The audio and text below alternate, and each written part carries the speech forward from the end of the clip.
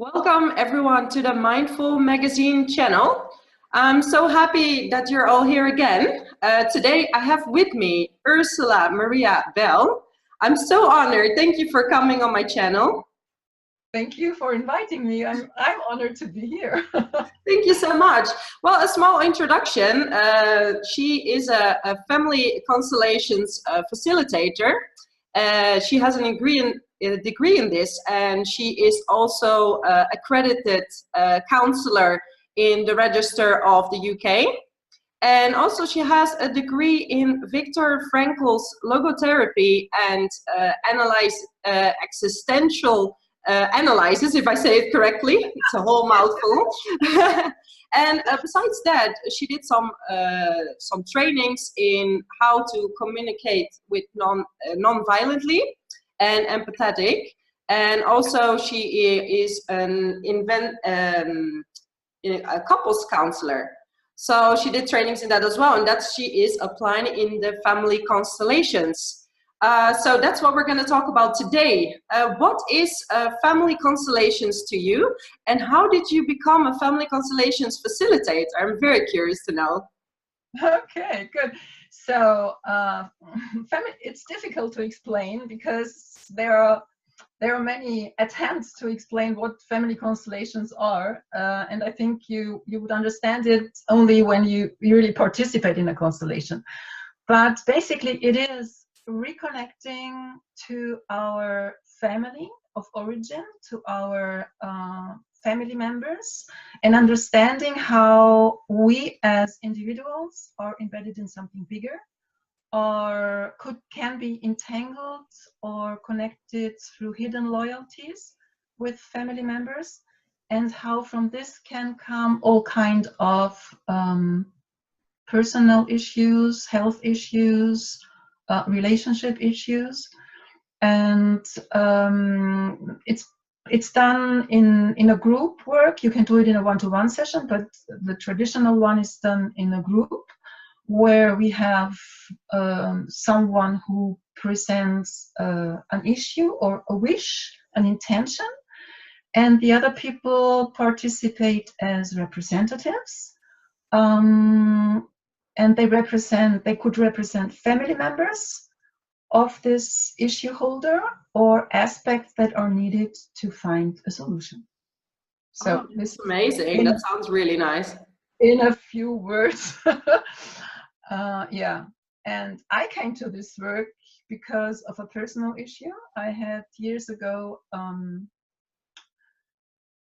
an issue with my mother and my sister, and it really hurt, and I felt excluded, not respected, not understood, and I was really angry and upset. And even my training in logotherapy didn't help me at that time. So I talked about it with a friend of mine, one of my oldest friends, and she said, you have to work on it. If you don't work on it, it's very likely that your daughter will carry it along. So of course I didn't want that. So I said, okay, what can I do? And she said, I know someone, he's an amazing person, and he has a workshop. And it will happen in 1 or 2 weeks' time, and maybe there is space, and just have a look at it. Maybe it's something that can help you. Okay, so I had a look on the website. It felt good, and I booked the workshop. There was still space. And it's there where I understood, we did constellations in this workshop, and it was like, first, I understood that there is a bigger picture. So the view I had on my issue was totally different from what came up in the constellation. I had the view of the perspective of the victim. I'm the victim, they are bad to me, they push me away, they don't want me.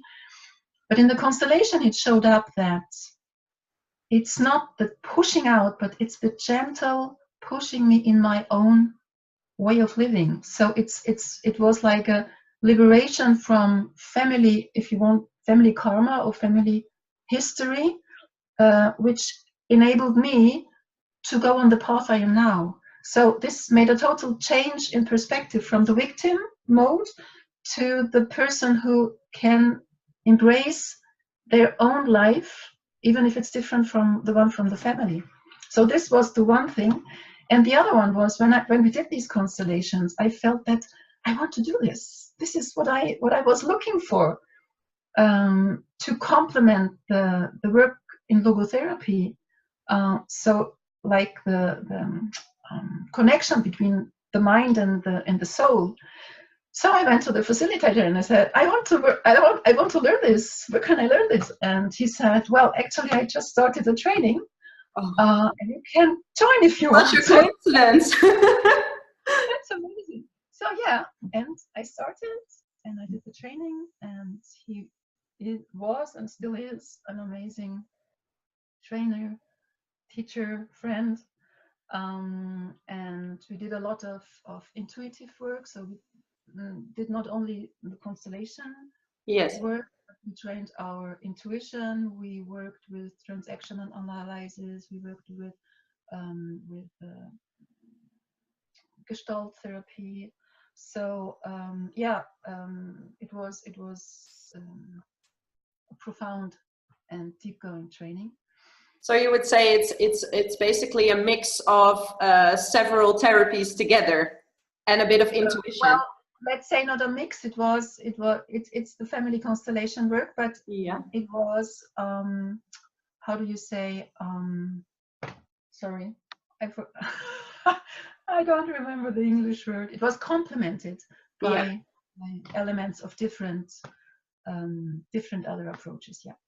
Okay, and because you did this family constellations for yourself as well, did you see a change in your family after doing this practice? Well, yeah, absolutely.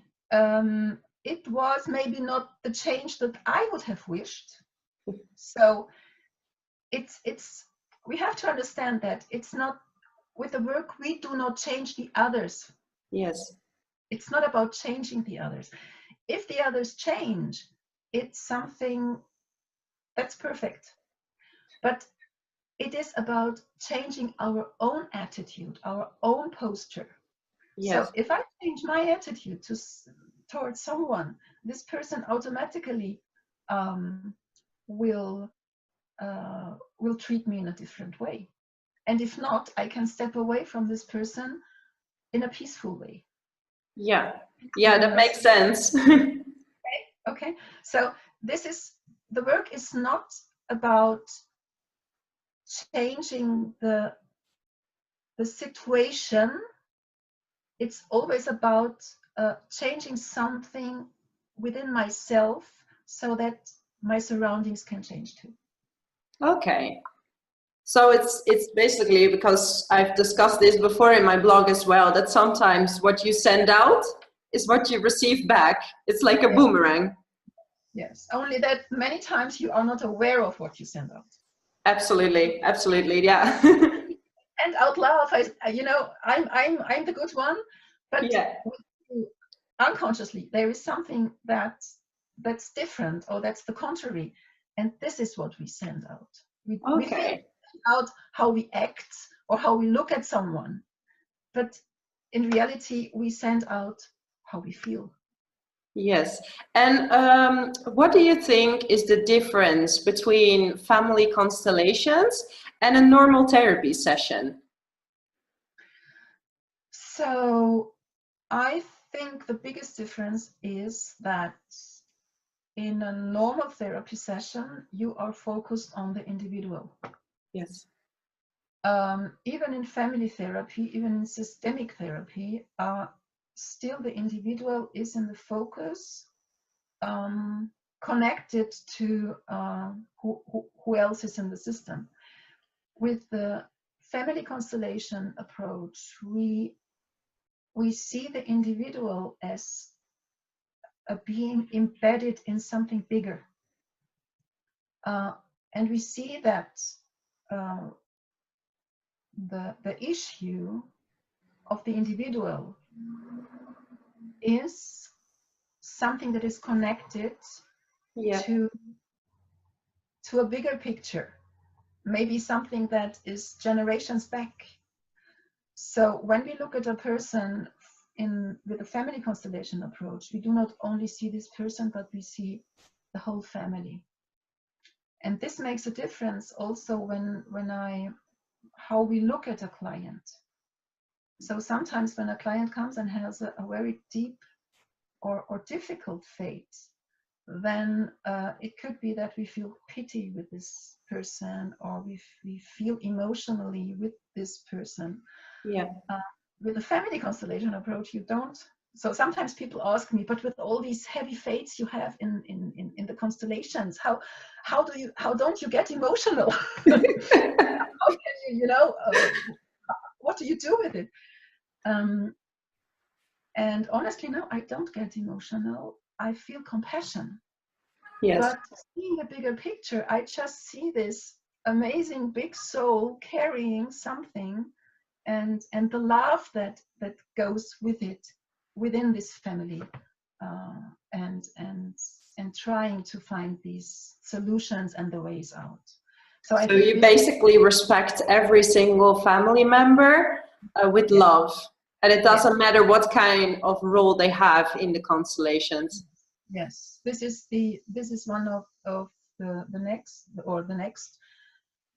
which is maybe different, that in the constellation approach, everybody belongs, no matter someone, if it's a murder, if someone has aborted a child, if someone is excluded. So we include everybody, and everyone has a right to belong. And we see that whatever someone has done or hasn't done is connected to something bigger, which does not mean that this person does not have to take the consequences for what the person did. But this is, let's say, on a earthly or worldly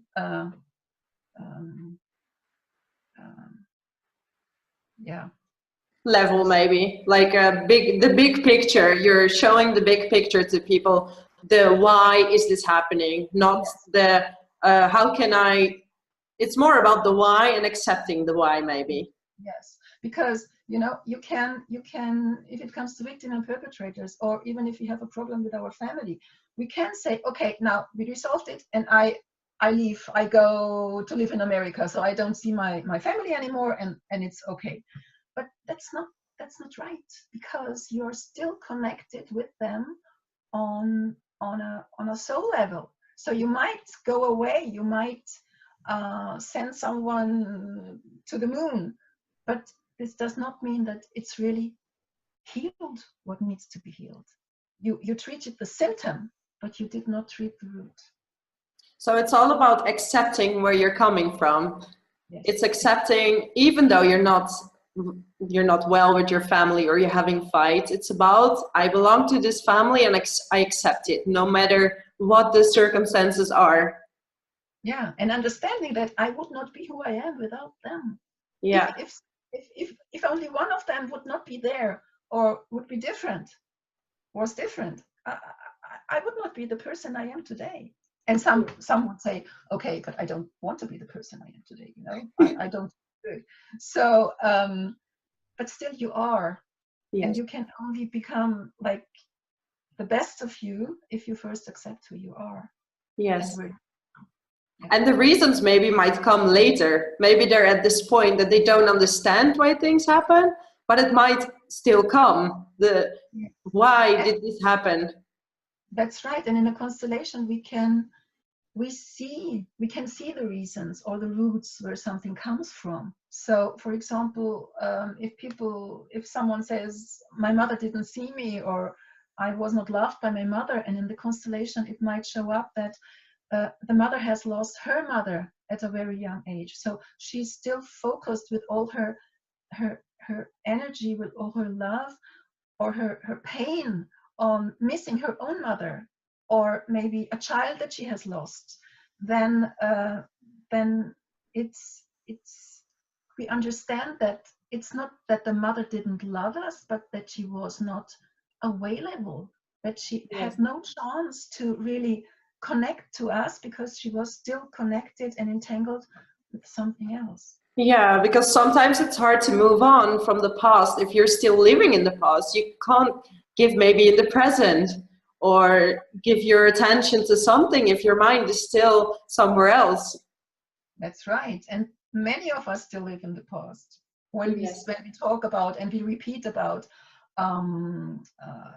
repeat what happened and how bad our childhood was, and so we all live in the past, and living in the past we don't allow ourselves to really start the first steps into a new future. And also this maybe is a difference to some other therapies where we talk about the past and we renew it and we go back again and again and again. So yes, we have to go back, we have to look at it, but from a wider picture, and then we can peacefully let it go, and then we can start the new thing. Yeah. And it makes sense. It makes sense. Even for me, I had a long time I was holding on to my past as well. And slowly, I mean, the memories are still there, but slowly you're letting go and you're having more peace with what it was. Yes. And the family constellation. So for the people who have never heard about it, do you do this with your own family? And how do you form a group with family constellations? Well, you don't need your own family.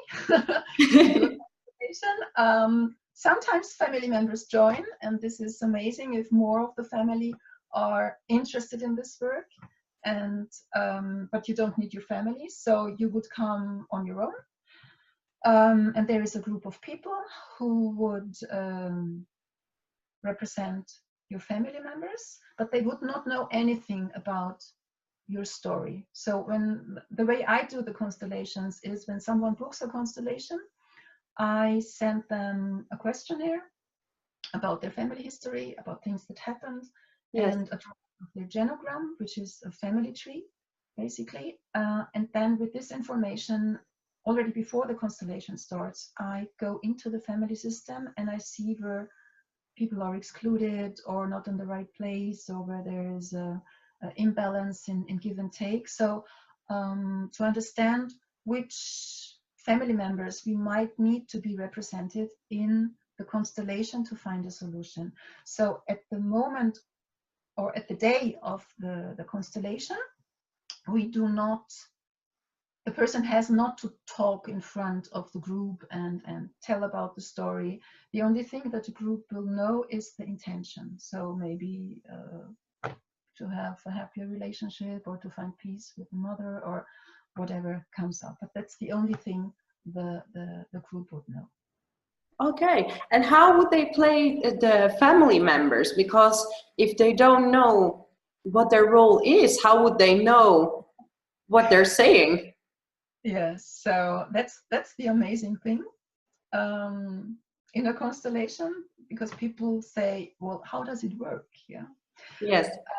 So there are two things. On the one hand, there is our connection to the ancestors, which I think it's the easiest to understand, because we know about transgenerational trauma, and that even the DNA can alter through trauma and heavy fates.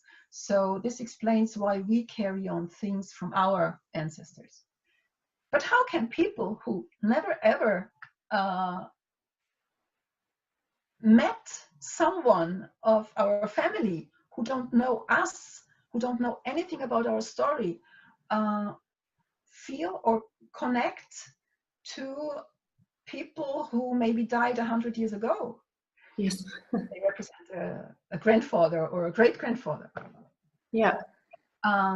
So this is one thing that I think in our modern life we want to have an explanation and a scientific proof for everything. They try to explain it with morphogenetic fields. And when I started the work, I was eager to know that too, because I said, well, if someone asks me, I have to explain it. Yes. I can't. I can't, and I just let go of the attempt to explain it because it works.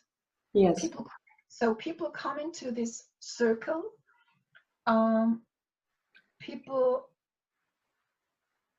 are put in the position of a person or of an aspect that could be, some people represent love or respect or even death could be represented by someone. And many times we do constellations where the representatives don't even know who they represent. So you would just be put in the constellation. I would know that this person represents the grandfather, but the person does not know.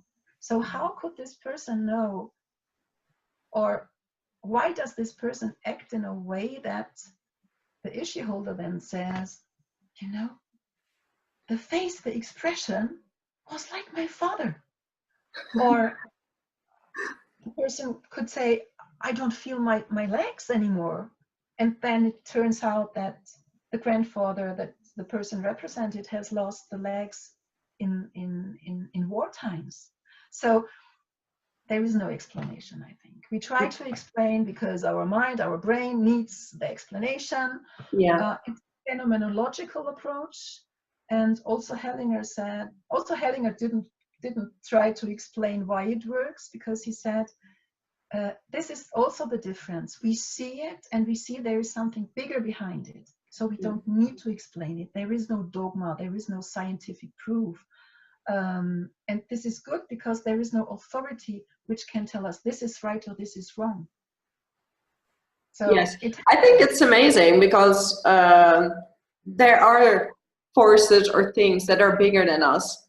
And sometimes nowadays people have such a hard time just surrendering to maybe a miracle or something that looks like a coincidence, but it's maybe not a coincidence. And it's maybe sometimes we just have to accept it as it is and just go with the flow. And you know, in family constellations as well, I mean, I've done it myself. I've been in one of your family constellations, or two actually, and I've seen it worked miracles, and how people get such a clear view of their own family. And even me, I was a representer.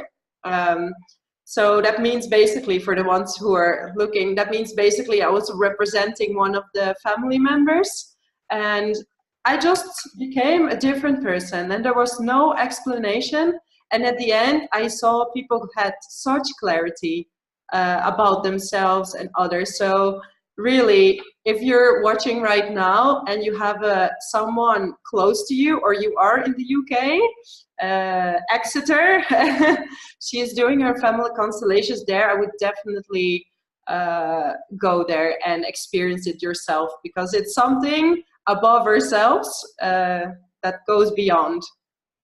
And I have to say, it's not a magic wand. Huh? We really have to be clear about that. Yeah. When you talk about magic, family constellations is not a magic wand. Sometimes changes happen quickly. Sometimes it takes time. It's a process. It's a process that is put in action. Lately I met a woman, and we talked about, she had done a constellation a month ago, and I asked her, how are you? And she said, yeah, I'm fine actually, but you know, I don't feel that so much changed since the constellation. And then I asked her, okay, so tell me a bit, how are you? And while she talking, at the end she said, my God, now I realize how much has changed since then. You know, so the changes are so subtle that it's not this, oh yes, from now to there. So that sometimes we don't even realize it. Only in looking back we see how much things have changed. Yeah. Oh, nice. And you're also doing private counseling, I understood. How does that work when someone's coming alone? Well, actually, I started using the constellation approach before doing group constellations. Okay. Yes, because I worked as a counselor. At the time, I was still trained in the constellation work. So I don't know how it came. I started working with chairs. I did not have representatives because there was only the person and me. Yes. So I had chairs. And in Gestalt, you work also with chairs. So I enlarged this picture, and I used chairs for family members without telling the person, the client. So the client would sit in the different chairs and experience the different feelings or sensations, but without knowing in which chair they are sitting. Oh. I would know which chair represented the mother or the father or whoever, you know. So this was such an amazing experience that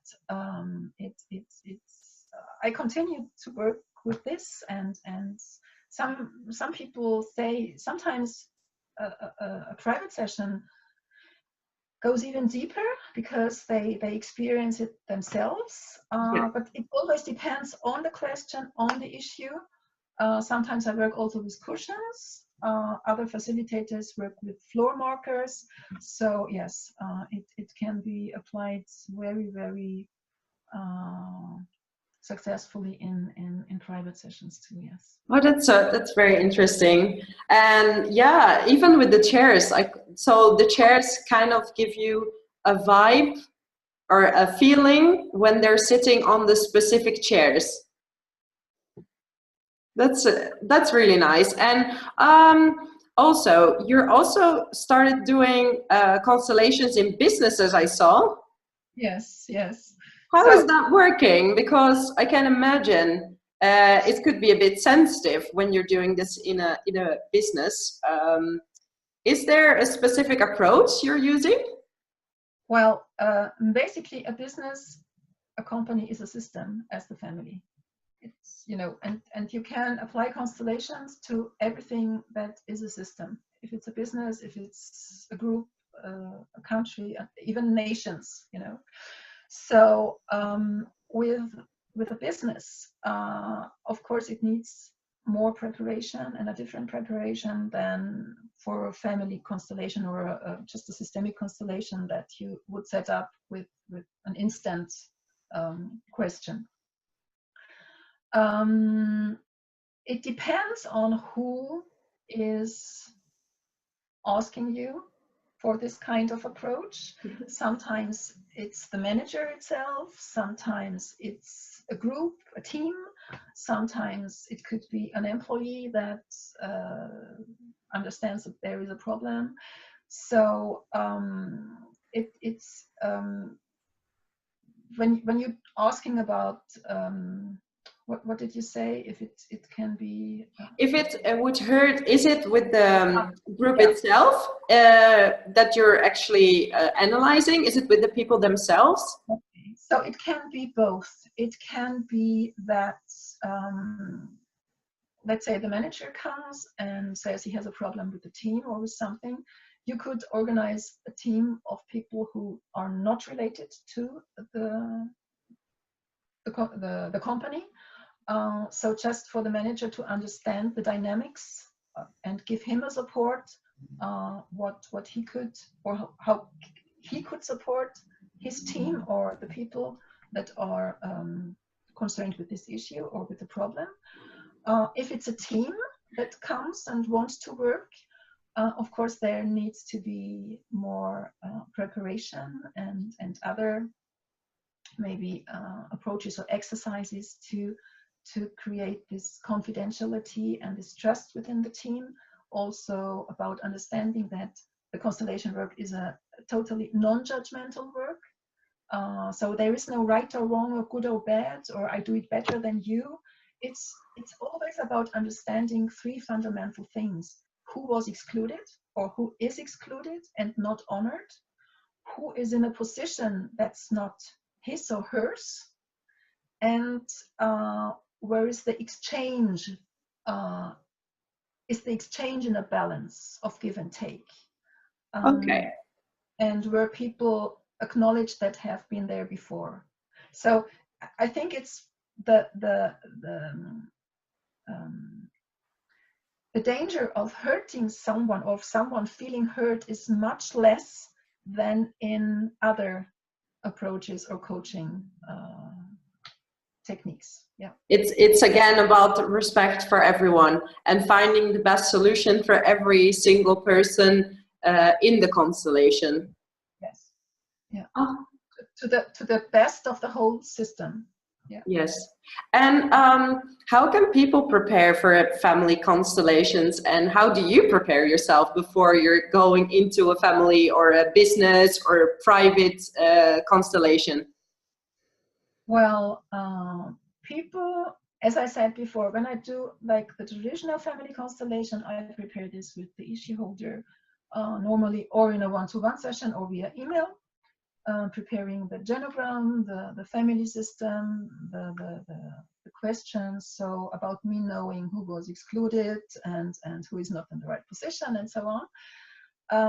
So I connect to the family system of this person long before the constellation starts. And sometimes things happen, strangely enough, or changes before the constellation even starts. Also this had happened.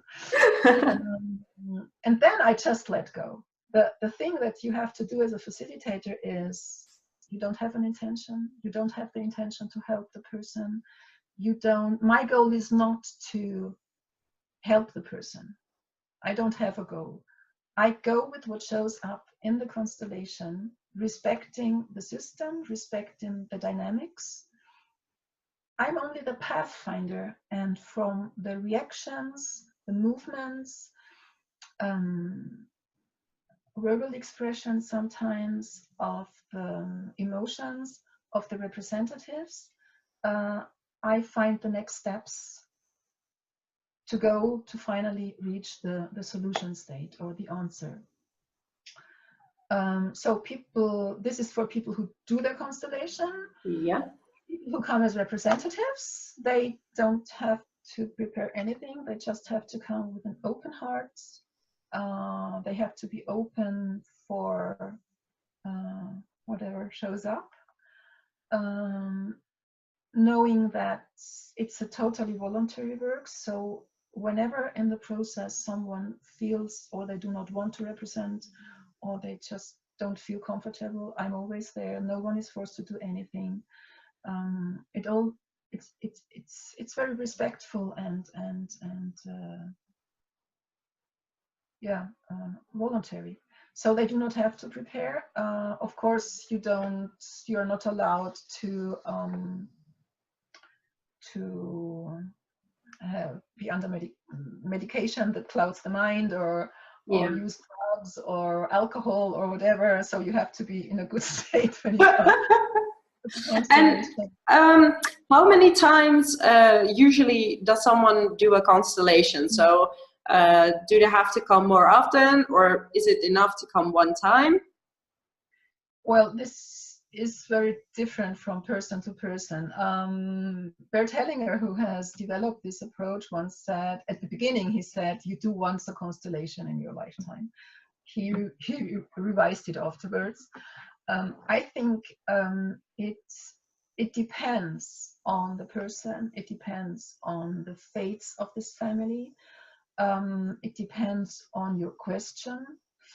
There are people who do one constellation and they say, yeah, that's it. I'm good with it. I'm going along with it. For others, the one constellation opens something bigger. So it's like sometimes you are not yet strong enough or prepared enough to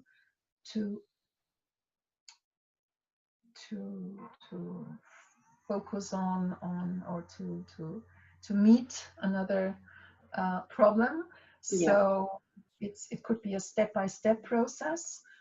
For me, what is important is that people don't take it, easy and say, yeah, I do a constellation for this and for that.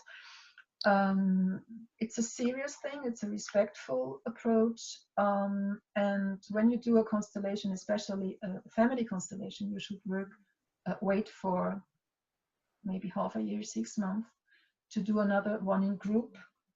It's different with the one-to-one sessions because we work on smaller entities, I would say. But for a group constellation, you should wait for a couple of months to allow the process, things to to develop and not disturb the old process with something new. Yeah, but you can do it more times. Yeah, definitely. Oh, that's very interesting. Thank you so much for your explanation, because I really wanted to do this interview with you because it's not very much out there yet, the family constellations. It was the first time that you were in Malta and that I heard about it. I experienced it myself, and I thought it was so helpful for many people that I think it is time that it's going to be more outspread. So for anyone who's watching, go to her website, Ursula Maria Bell with L.com, if I say it correctly. And yeah, just take a look. She's in Malta, and she's also in the UK, Exeter. I'm in the UK, based in the UK now in Exeter, but I'm going back to Malta every three or four times a year. Next time will be in October. Yeah. Do workshops and one-to-one sessions there. Would there be a future in maybe travel to other countries to do your constellations? I mean, if you are watching from Sweden and you would like me to come and you can organize a group, I'm happy to do that. Because my viewers come from all over the world. So if you're watching and you find this interesting and you want this for your company or for your family or anything, just go to her website and you can contact her there. And for everyone who's watching, if you like this video, please give it a thumbs up and subscribe to my YouTube channel. And there's going to be a lot more upcoming videos. Ursula, thank you so much for coming on the channel and explaining your experiences with family constellations. It really seems you found your soul purpose, and I'm passionate about it. I love it. It's so nice. Yes.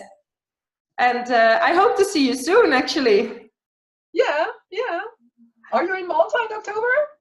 I'm not. Actually, I checked it. I'm going to be in Holland. But the next time, I'm going to suggest it in Holland, but because I really feel Holland needs it as well. So I'm going to promote you in Holland, if you don't mind. I already, in Malta, I had clients from Holland too, so. Oh, that's great. You see, there's something new popping up. Well, thank you so much. I wish you an amazing weekend or end of the weekend. And I hope to speak to you soon. Bye-bye. Michelle, bye, and thank you. Bye.